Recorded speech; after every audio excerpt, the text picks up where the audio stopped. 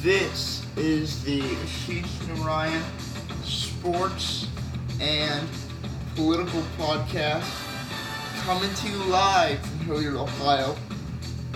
I didn't get to this yesterday, but I think it deserves attention.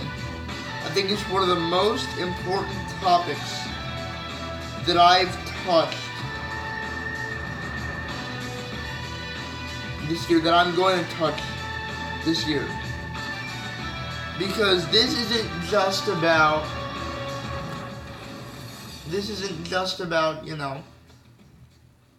a singular situation. It's about the future of something that could go really, really bad, and I referenced it yesterday. And I'll start my show with this. On Monday, it was funny actually. On Monday, it was Tuesday. Wednesday. I can't keep track of days now. That's not good. But it was Wednesday. I had a Botox appointment.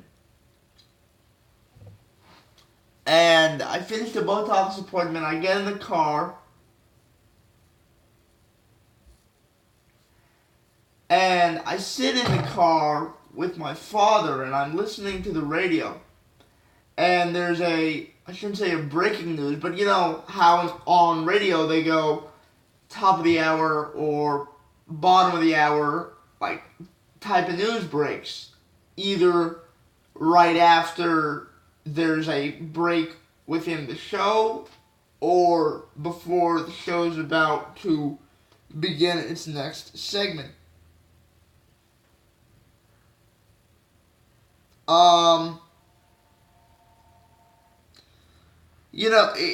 So the news of the day on Wednesday was, the President of the United States signed an executive order to stop the family separation. Now here's why I said it's a great day and it's a horrible day. Okay, number one, it's great that he's doing this, because you're trying to change a horrible policy. There are going to be issues with this. I think I've detailed this before. I'll run through it again. In 1997, there was a Flores versus Reno court settlement where the Ninth Circuit Court stated that, look, in an asylum hearing that goes past 20 days, the children cannot be detained with the family, so they're separated. And just a side point, all the photos and all the stories that people talk about, all those specific instances are from the Obama administration. And most of the terrible camps are actually for temporary seating. They're not for, the kids don't live there for the entirety of the long-term hearing.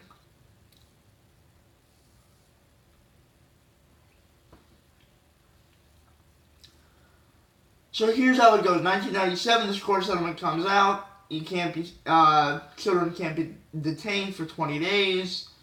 What happens under Obama? This happens. 500,000 illegal immigrants are prosecuted. What happens? Catch and release happens. They are released into the ethos of America. They don't come back for the court date, and we're infested with illegal immigrants. And now when I say infested, I don't mean that in a negative connotation, like we're infested with pests. I don't mean it like that. But it's just, that's the proper verb for it. It's not in any negative connotation or anything of that nature. So please don't get me wrong there. I will say this. The issue, it's obviously an inhumane way to deal with this issue. The issue here is child sex trafficking. In order to prevent this, because of the fear that if you're coming for asylum, outside of the ports of entry where you apply for asylum legally, where you wouldn't get separated, you're applying for asylum illegally, where there's a legal way to do this. Literally, you just have to walk to a different place.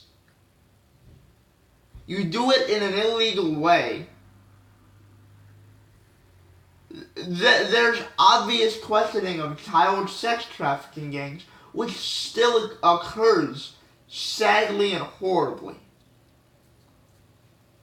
Okay, now what happens? One of the reasons why the families are separated is because of this fear of child sex trafficking.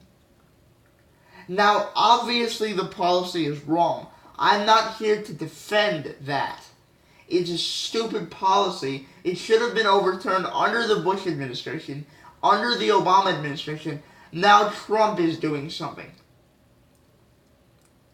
Alright, so what's going to be the major deal with signing an executive order? Why did he sign an executive order? Now, this was a minor misstep. It wasn't a major one. Because everyone's now asking, and it's a small group, but people are asking, why didn't he sign the executive order earlier? Oh, it's because he actually supported this. It's because of the public backlash that he didn't.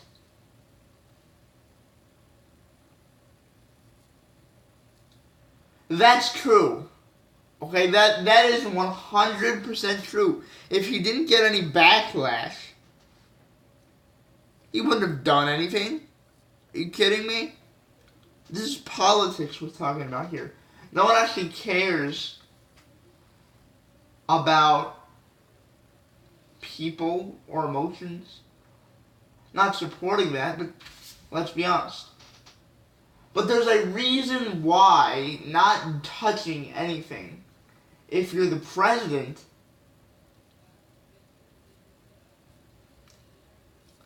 would be a smart play. Because the Ninth Circuit Court, this is a court settlement, this is a court ruling. This is not a law. You can write laws to overturn court rulings. Because the court runs based on the law.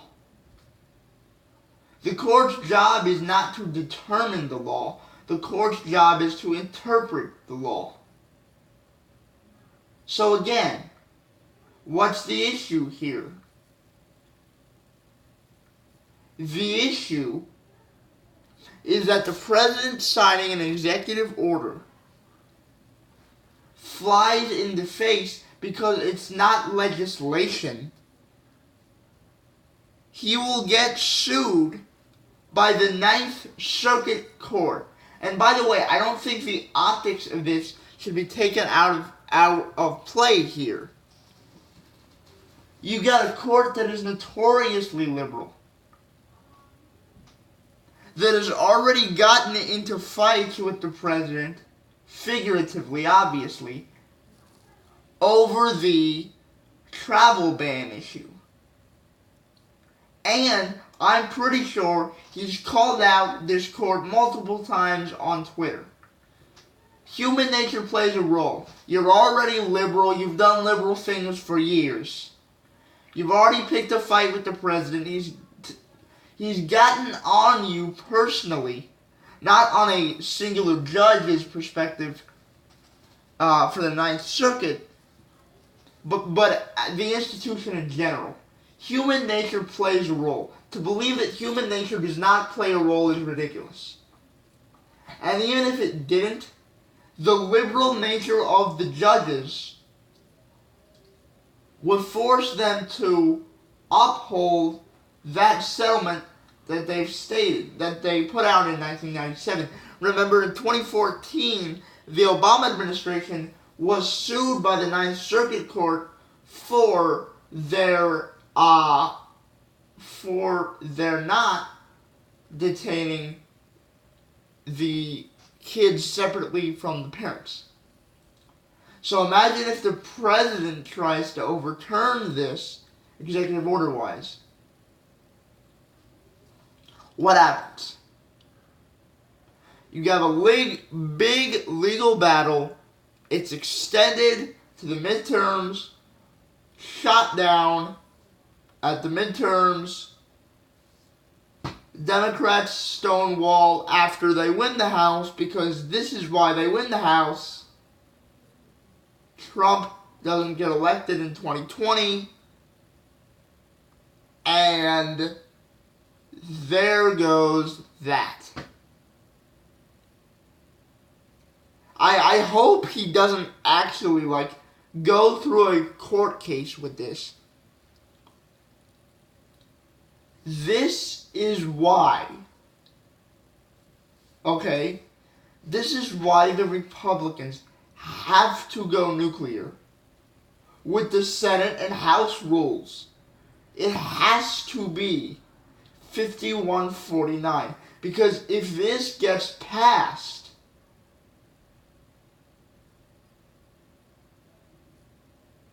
the issue is solved. The settlement is dead in the water. It's apparently a comprehensive bill.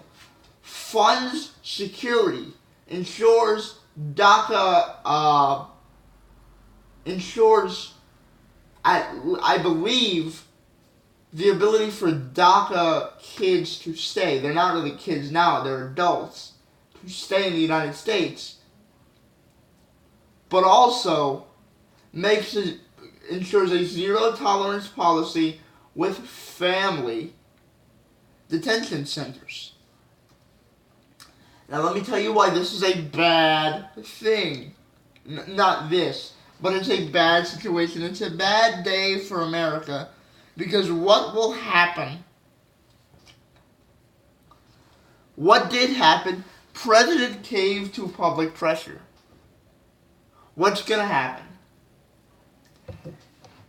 He is going to engage in a legal battle with the court. The court is going to drag this out. The court drags this out. The midterms get screwed.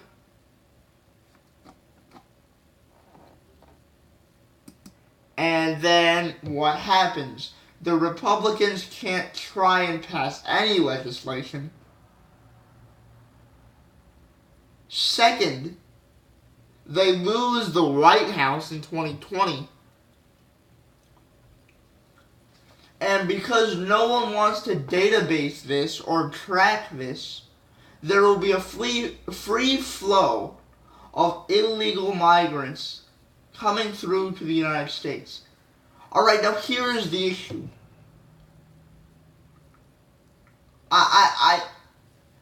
The people that argue, that illegal immigrants are harming the security of the United States and that they're murdering people and that they're raping people, that's ridiculous. I believe it is 120,000 total crimes committed by 12 million illegal immigrants. That's 1%. That is absolutely a ridiculous notion. That the reason that we should deport these people is because they're horrible criminals. We should deport those that are, but the idea that a majority of them are horrible criminals is ridiculous. They've broken the law, so they're obviously criminals by coming here. But this is my point. And this is my point with illegal immigration. It's predominantly economic. The average illegal immigrant family gets $5,200 of welfare a year compared to $2,700 for the native family. Oh, well, how do they do this? They get a fake social security card, file for taxes. Yes, they pay a small amount in taxes, but because of the number of kids that they have, they get loads of cash in return. It's actually a plus for them to get a fake card and file for taxes. They're not losing money, they're gaining tons of it through the welfare system. Even if it isn't federal welfare, it's state welfare. Now you look at healthcare. You look at the education system. All of those things can be turned into, now they're obviously put into assets, but they're not locked in assets. That can become cash for the American taxpayer. $800 billion to $1 trillion in debt reduction or any other thing that you want to put this money towards.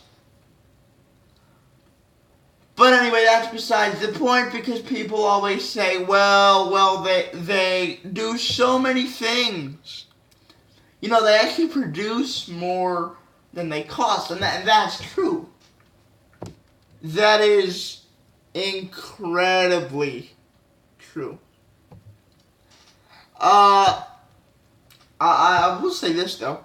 There are 16 million unemployed workers in the United States. I believe there's at least 25% of people making under 20 grand a year in the U.S. I saw that in a study once. I don't know how far that is true. But still. This is a study, the Center for Immigration Studies. Now, mind you, the subtitle is Low Immigration, Pro-Immigrant. Are there really jobs Americans won't do? A detailed look at immigrant and native employment across occupations by Stephen A. Camarota and Karen Ziegler on May 1st, 2013.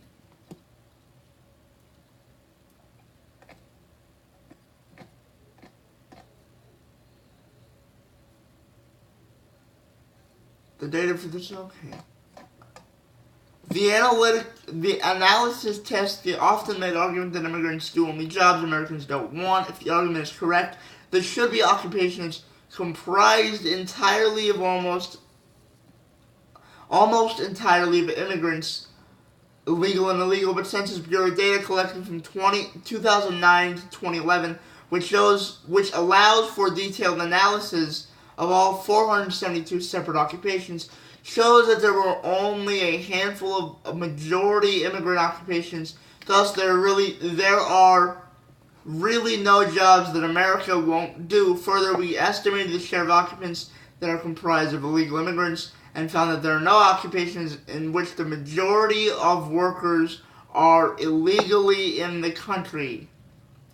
Of the 472 civilian occupations, only 6 are majority immigrant. These 6 occupations account for 1% of the total U.S. workforce. Moreover, native-born Americans still comprise 46% of workers, even in those occupations.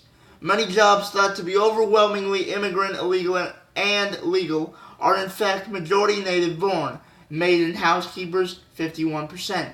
Taxi drivers and chauffeurs, 58%. Butchers, meat processors, 63%. Note Geraldo Rivera's Twitter timeline. Please check that out.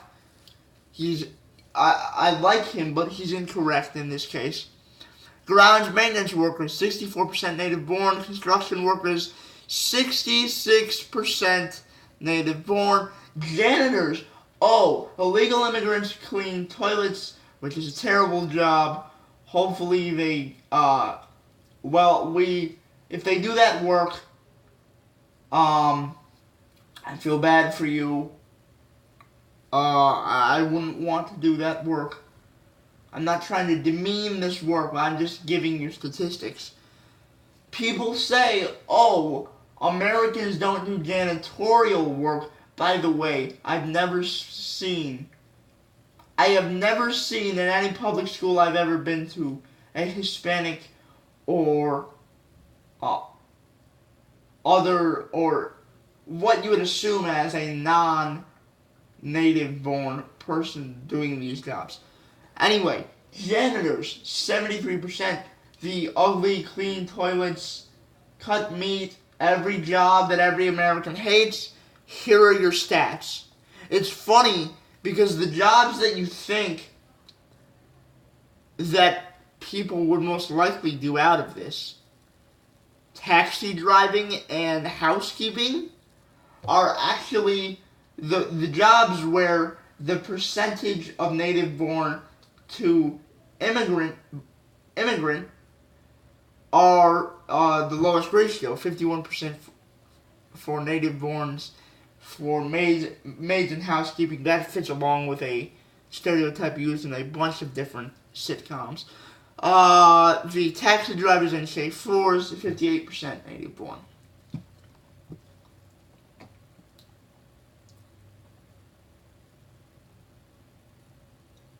There are 67 occupations in which 25% of workers are immigrants. In these high immigrant occupations, there are still 16.5 million natives, accounting for 1 out of 8 natives in the labor force.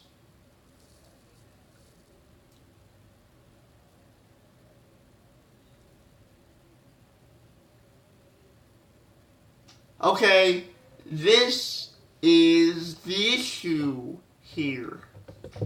The idea that illegal immigrants contribute to the economy in a way that no American would is absolutely ridiculous.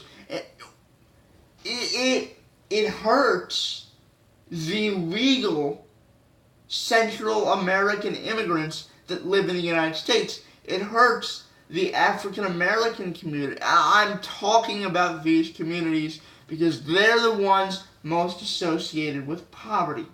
It'll affect people of all races, but again, these are who I believe in. This is partially stereotypical, but I think the unemployment rates bear them out. This is, again, the idea that illegal immigrants do jobs that Americans won't do. In fact, here's this. It is worth remembering that not all high immigrant occupations are lower skilled. For example, 36% of software engineers are immigrants, as well as 27% of physicians. So the idea that you need to find a guy from Pakistan or from India, where my father is from, and I'm very happy with the opportunity that he got in America, but the idea that there are not enough people in America to do this work is ridiculous. 64 to 36 software engineering, 73 to 27 physicians. So I don't mean this in a derogatory sense, but let's look at it. They can be replaced. Now, obviously, this is a long-term thing, and this goes to my welfare point. If we can use welfare to teach native-born people how to do these jobs, to get an education regarding to do these jobs, 10 years max, medical school, software engineering even less, pretty much a lot less. And I'll guarantee you, in a while, especially if the welfare that's paid towards, directly or indirectly, towards illegal immigrants is put towards wages, it actually incentivizes some of the people that, quote, wouldn't want to do that work to do it even more because they're getting more money now. And it's not at a cost. It's the same type of quote unquote cheap labor because the money's coming out of the government government's pocket is just going somewhere else than it was before. The government's not losing money. The businesses aren't losing money. The workers are getting money. So there's a lot of benefits there. I've told you the numbers here. So I don't mean this in a derogatory way, but based on the statistics, illegal immigrants can be replaced in the economy. That is a lie, flat out lie, that they can't be replaced. From the Bureau of Labor Statistics, this is a lie. Obama acknowledged this, Clinton acknowledged this, both Clintons, Obama.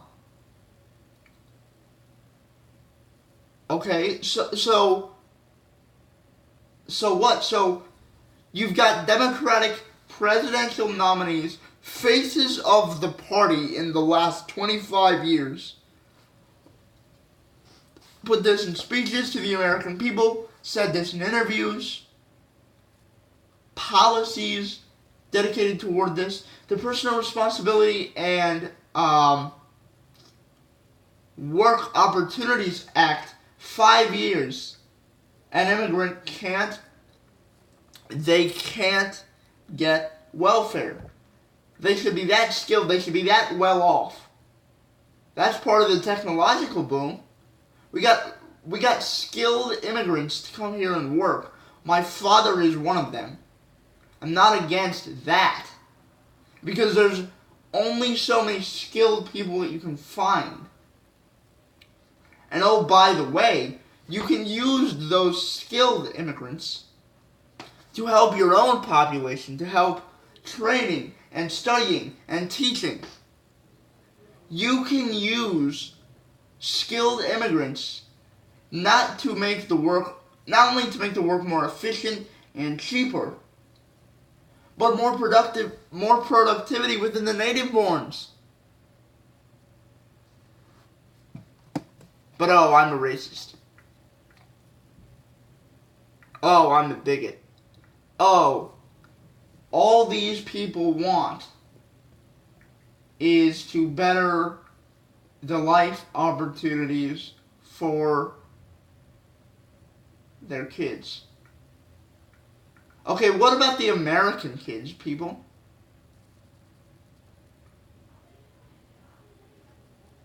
What about them? What about the fact that a Mexican immigrant, let's just throw out an example here.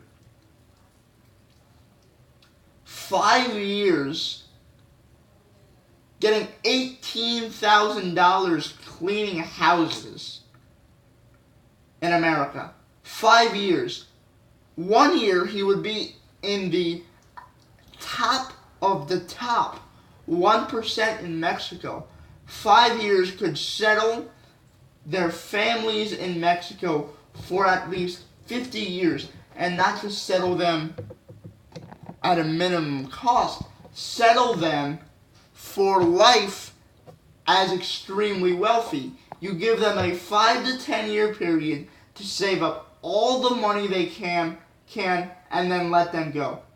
Yes, it's deportation, but here's the compassionate part.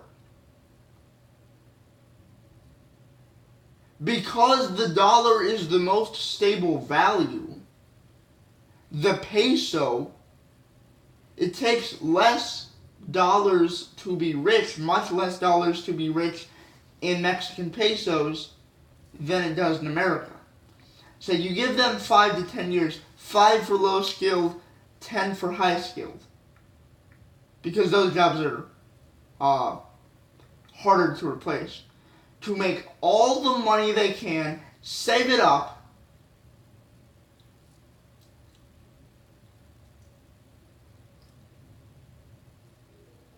go back to their home countries and live their lives there. Now, why can't everyone do that?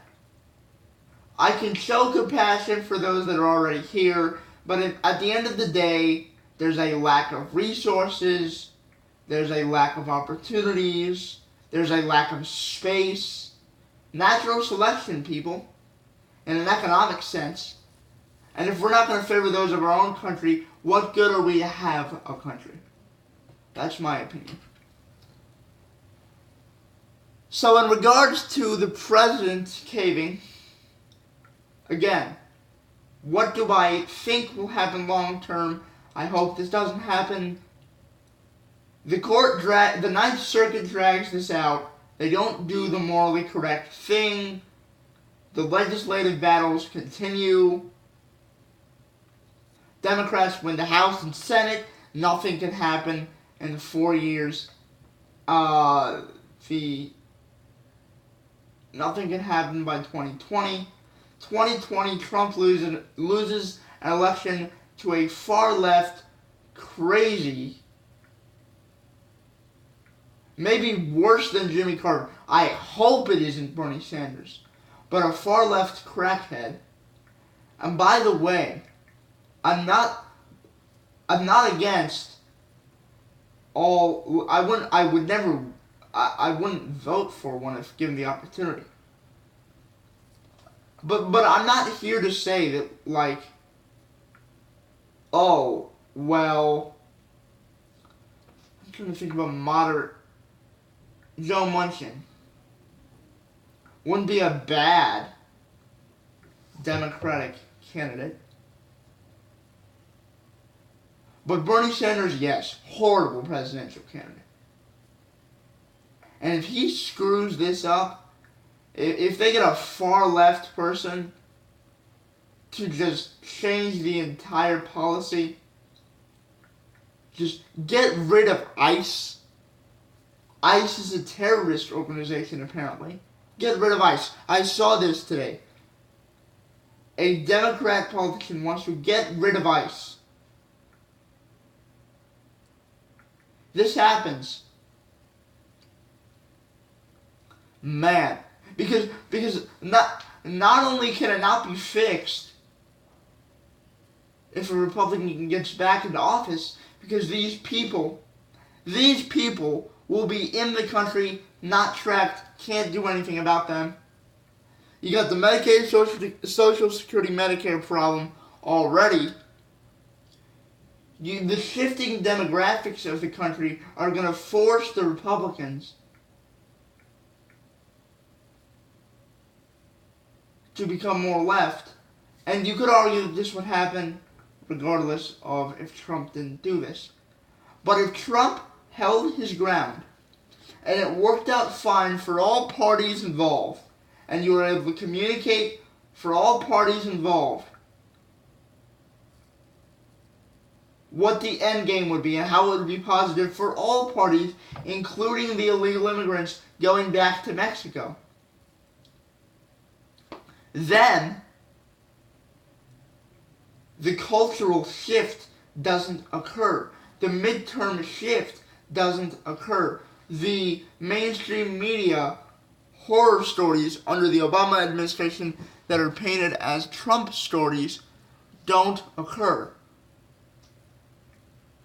This could be a culture-changing thing. Not just on immigration, but on all other social issues. Now economic policy is a social issue because of income inequality. You're stupid, you don't get paid.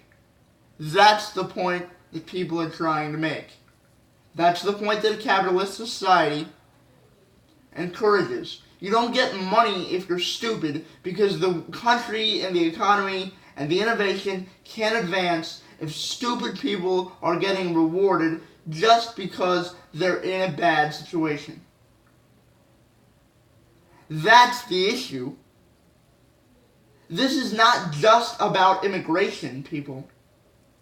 This will translate to other social issues. This will translate to individual freedoms. This will translate to economics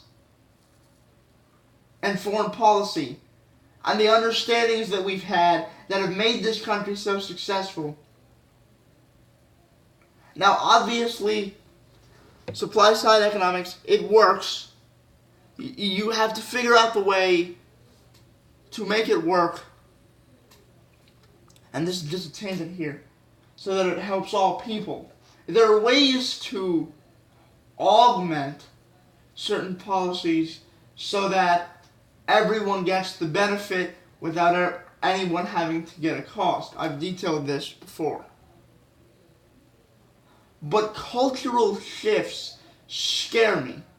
This is what scares me with the idea, and I will be completely honest about it. I will be completely honest about it. I'm not questioning you as a human being,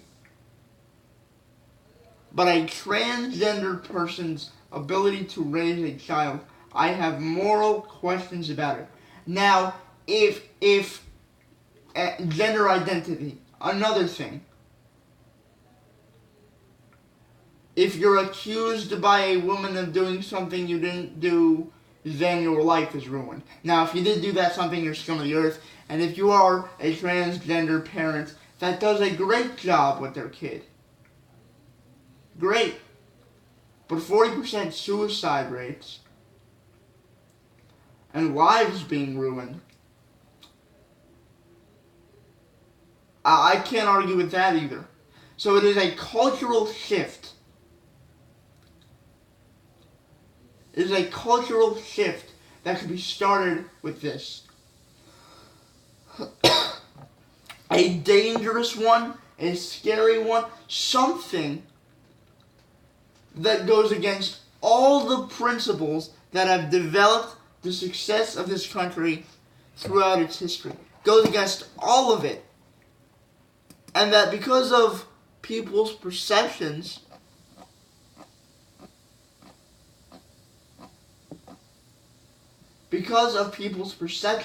and the millennial generation, they can't be reversed unless something terrible happens. And I'm not hoping for that. But it's scary, man. And this immigration thing is a major, major direction shifter in the history of this country. We will look back at this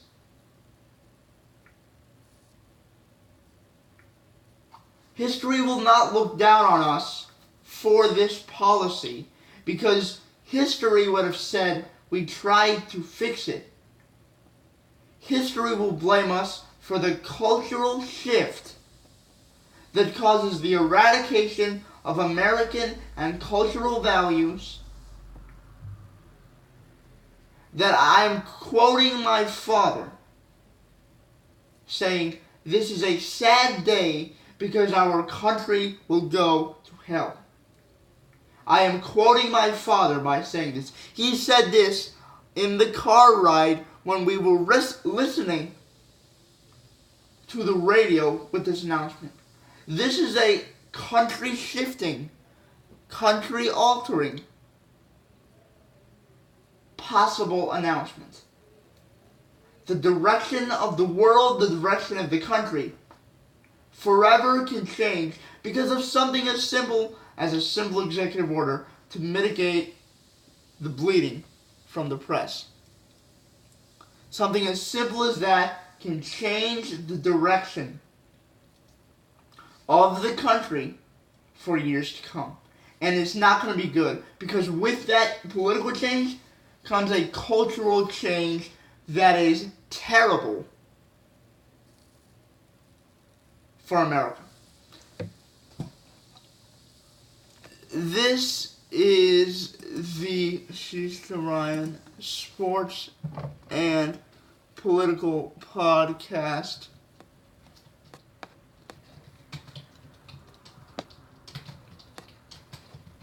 And we are coming to you live from Hilliard, Ohio. And we're happy to be with you. Draft stuff up next. We will be going to Cali, talking about the Lakers free agency. Rip Biggie Smalls. But free agency, they drafted really well. I believe they drafted well. I believe a bunch of teams drafted well. There are some clear winners. There are relative losers based on, there's one huge loser. There are relative losers based on what they did. But, again, the